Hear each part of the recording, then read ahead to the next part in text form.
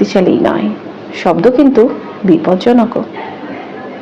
একটা ভুল শব্দ, একটা অপ্রয়োজনীয় মন্তব্য ভেঙে ফেলতে পারে আপনার পুরনো বিশ্বাস, ফাটল ধরাতে পারে আপনার বহু পুরনো সম্পর্কে। বুদ্ধিমানেরা তাই সবসময় কম কথা বলেন। তার আগে শোনেন, বোঝেন, তারপর কথা বলেন। কারণ তারা জানেন প্রত্যেকটা কথাই আসলে তীরের মতন, ভালোও করতে পারে আবার আহতও কিন্তু করতে পারে। ভাবুন, একজন শিক্ষক, একজন নেতা অথবা একজন পিতা ঠিক কখন কথা বলেন? তখন কথা বলেন যখন তাদের কথার ওজন থাকে। তারা শব্দ বাছাই করে কথা বলেন, কারণ তারা জানেন যা বলা উচিত শুধু তাই বলা উচিত, যা বলা সম্ভব তা নয়। অপরদিকে যারা কিছুই না ভেবে কথা বলে থাকেন, তাদের কথার ওজনটা হয় শূন্যের মতন। অর্থাৎ কথার ভেতরে শব্দ তো আছে, কিন্তু শব্দের কোনো ওজন নেই। বেশি কথা বললেই যে আপনাকে বুদ্ধিমান মনে হয় তা কিন্তু না, বরং ভুল সময়ে বলা একটা ভুল শব্দই আপনার সমস্ত জ্ঞানে পানি ঢেলে দিতে পারে। কিন্তু কখনো কখনো নীরবতাও একটা উত্তর, একটা শক্তিশালী প্রতিবাদ, একটা গভীর সম্মতি, অথবা একান্তই বেদনার ভাষা। বুদ্ধিমানেরা নীরবতার ভাষা বোঝেন। তারা জানেন সব কথা বলার নয়। আমরা সবাই যদি চুপ থাকাটা শিখে যাই, তাহলে কিন্তু অনেক ভুল, অনেক অপমান, অনেক যুদ্ধ বহু আগেই থেমে যেত। জ্ঞানীরা সবসময় এ কারণে কম কথা বলে থাকেন, কারণ কথার আঘাত সবার পক্ষে নেওয়া কিন্তু পসিবল হয় না। কম কথা বলতে পারাটাই যোগ্যতা। কথা হবে এমন মূল্যবান, কিন্তু অ্যাপ্রোপ্রিয়েট, একদম সঠিক হবে, কিন্তু অনেক হবে না, অল্প হবে। তো সেই যে বোঝে কখন কথা বলা উচিত আর কখন কথা না বলাটাই অনেক বড় কথা। তাই পরের বার যখনই কিছু বলতে যাবেন, একবার একটু ভেবে নিন সত্যি বলার মতন কিছু আছে তো। আর যদি নাই থাকে, তাহলে চুপ থাকাটাই কিন্তু সবচেয়ে শক্তিশালী কাজ। বাক সংযমী বুদ্ধিমানের পরিচয়। অপ্রয়োজনীয় এবং আবেগপ্রবণ কথাবার্তা কিন্তু বুদ্ধিমানের পরিচয় নয়।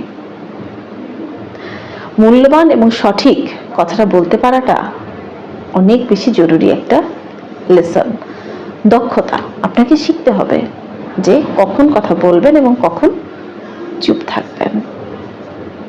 যেমন ঝগড়ার সময় রাগটা কন্ট্রোল করে সঠিক কথাটা বলতে পারা একটা যোগ্যতা। আবার সোশ্যাল মিডিয়ায় যে কোনো প্রতিক্রিয়া দেওয়ার আগে ভেবে দেখুন আসলে আপনি কি প্রতিক্রিয়া দিতে চান। আজকের বিশ্বে প্রতিটা দিন মানুষ করে 15,000+ শব্দ বলে থাকে, কিন্তু সেগুলো সবই কাজের কথা নয়, কিন্তু বেশিরভাগই আবেগের বশে অথবা অভ্যাসের বশে। কিন্তু কথাটা কিন্তু সেটাই, গুণী পরিমাপ, সংখ্যা নয়।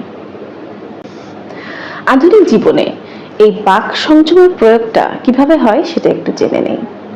কর্মস্থলে, আলোচনায় বা মিটিংয়ে যে ব্যক্তিটি সবসময় জোরে জোরে মত দিয়ে থাকেন, দেখবেন সেই ব্যক্তিটির চেয়ে যে ব্যক্তি সবার কথা শোনেন, বোঝেন, তারপরে সঠিক সিদ্ধান্তটি দেন, দেখবেন যে তার সম্মানটা বেশি এবং তার মন্তব্যটাকে মানুষ গুরুত্বের সাথে নেয়। তো টিপসটা হচ্ছে, আগে সবাইকে বুঝুন, তারপর মন্তব্য করুন। সম্পর্কের ক্ষেত্রে প্রিয়জনের সাথে যদি মতবিরোধ হয়, সেক্ষেত্রে মাথা ঠান্ডা রাখতে পারাটা কিন্তু জরুরি। বুদ্ধিমানেরা কিন্তু এ সময় নীরব থাকেন, সময় নেন, ঠান্ডা মাথায় চিন্তা করেন, তারপর সমাধানের পথ খোঁজেন। আপনিও সময় নিন। টিপসটা হচ্ছে 10 সেকেন্ড চুপ থাকেন, তারপর কথা বলেন। কারণ আমরা কেউই চাই না যে আমাদের প্রিয়জনের সম্পর্কে কোনো রকম ফাটল ধরুক। সোশ্যাল মিডিয়ায় অনেকেরই অভ্যাস থাকে অপ্রাসঙ্গিক কথা, মন্তব্য, ট্রল করা। তো আপনাকে আমি জানিয়ে রাখি, লাইক কমেন্টের ফাঁদে পড়ার চাইতে আপনার শব্দের দায়িত্বটা কিন্তু বেশি। রবীন্দ্রনাথ ঠাকুর বলেছেন, বাণীটুকু সংযত করি, ক্ষণিক রহি নীরব, অপরদিকে আরবি প্রবাদও কিন্তু আছে, কথা হলো তীরের মতন, একবার ছুড়লে আর ফিরে আসে না। বাক সংযম শেখার সহজ 4টি টিপস হচ্ছে: কথা বলার আগে 5 সেকেন্ড ভাবুন, নিজেকে প্রশ্ন করুন, এটা কি সত্য? এটা কি বলাটা খুব বেশি প্রয়োজন? আমি যদি এটা বলি তো কেউ কি কষ্ট পাবে আমার কথায়? ভালো শ্রোতা হয়ে উঠুন, 60% শুনুন এবং 40% কথা বলুন। দেখবেন আপনার কথার দাম বেড়ে যাবে। দিনে 10 মিনিট নীরব থাকার অভ্যাস করুন, মোবাইলটা বন্ধ রাখুন, এতে আপনার মস্তিষ্ক প্রশান্ত হবে। যদি আপনি অনেক বেশি আবেগপ্রবণ হয়ে থাকেন তাহলে কথা না বলে ডায়েরিতে লিখে ফেলুন, পরে এক সময় পড়ে দেখবেন কত কত অপ্রয়োজনীয় কথা আপনি লিখে রেখেছেন। কথা বলার শক্তিটাও জেনে নেই। মানুষ আপনার কথাকে গুরুত্ব দিবে, আপনার সম্মানটা বেড়ে যাবে, সাথে আপনার কথার গুরুত্বটাও বেড়ে যাবে।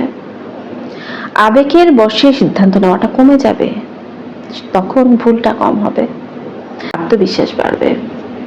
নীরবতা ভয় নয়, বরং আত্মনিয়ন্ত্রণের লক্ষণ।